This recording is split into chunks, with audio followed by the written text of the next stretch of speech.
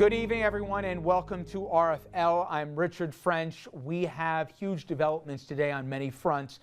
This is Wednesday evening, April 17th, and thank you for joining us. And we begin tonight in Boston, where officials using surveillance video reporting significant progress in the search for whoever bombed the marathon. Let's go to Marcy Gonzalez, who's live out of Boston with the latest. Marcy?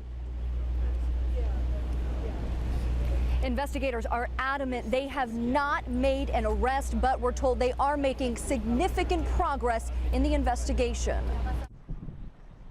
Law enforcement sources tell ABC News they now have a clear image of a man they are working to identify, whom they believe could prove to be the suspect who plotted and carried out the deadly bombings at the Boston Marathon.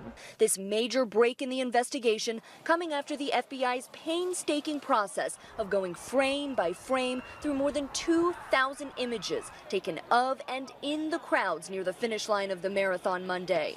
Boston's ABC station WCVB reporting that the key video leading to the suspect was captured on surveillance cameras outside of Lord & Taylor department store near the finish line. More evidence also surfacing, the lid to at least one pressure cooker bomb reportedly found on a nearby rooftop. Analyzed along with electronic components, this shredded backpack and the shrapnel from the blast that injured 176 people and killed 3. Raise your can a little bit higher. So many are still in mourning. Hundreds gathered last night to remember the youngest of those killed, 8-year-old Martin Richard. It's confusing and it's painful, but we're strong and we're going to get through it. In Medford, Massachusetts, friends and neighbors are planning a vigil tonight honoring the life of 29-year-old Crystal Campbell. She was a wonderful person. And on the campus of Boston University, sadness over the loss of 23-year-old graduate student Lindsay Liu. And the investigation is developing rapidly. We were expecting an update from the FBI about an hour ago, but we're now told that briefing has been postponed until sometime later this evening. Live in Boston, Marcy Gonzalez, ABC News. Now back to you. And thank you very much, Marcy. And our own Andrew Whitman is on the ground in Boston. We're going to be joining him later on as we await also that FBI press conference with, as we understand, major developments in the investigation. Let's bring in our panel right now. We are joined by Jeannie Zaino, political science professor from Iona College, Dominic Carter, political journalist, author, Matthew Miraglia, I'm sorry about that, security and emergency consultant, as well as the director of the Corporate and Homeland Security Program at Mercy College's School of Business. And we're also joined out of our New York City studio by Robert Strang. He's the CEO of Investigative Management Group and a former special agent with the DEA.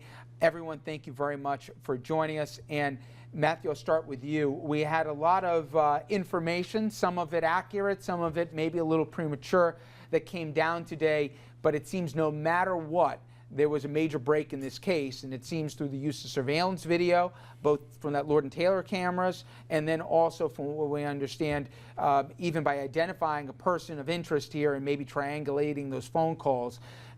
It seems like they're on the track here to maybe make some major breakthrough in this sooner than later. Yeah, it looks that way, yes. So tell me what's going on right now that the public isn't seeing. We're going to hear from the FBI soon, but it seems that video about a guy with a backpack putting the backpack, as we understand at least, in front of what was the second location that blew up.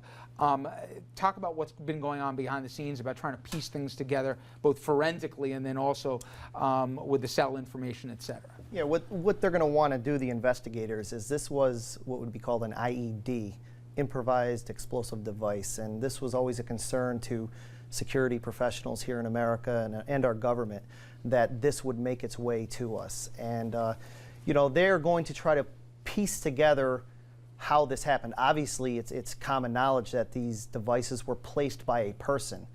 So the surveillance videos will help in determining who did it, where they did it, at what time they did it. The problem is going to be identifying the person on the tape. Now, the device itself, obviously, the FBI is going to be sending that to their forensic lab. They're going to try to see if it's a trademark device from an organization, or was this done by... Well, they've seen that they've already identified that this pressure cooker or pressure cookers, they know the manufacturer of it. They know already that it had ball bearings, nails, et cetera, obviously, that caused maximum damage here. So I also understand, Matthew, they think they're going to be able to recreate as much as 90% of it when they put all this forensic stuff back together, and that's very important, right? Very important. We have the best law enforcement in the world. Our FBI is going to do this right. It's important in a pressure cooker for those who don't understand why they would use it. It's been effective over in Pakistan and in the Middle East and in Afghanistan. It's a enhanced version of a pipe bomb.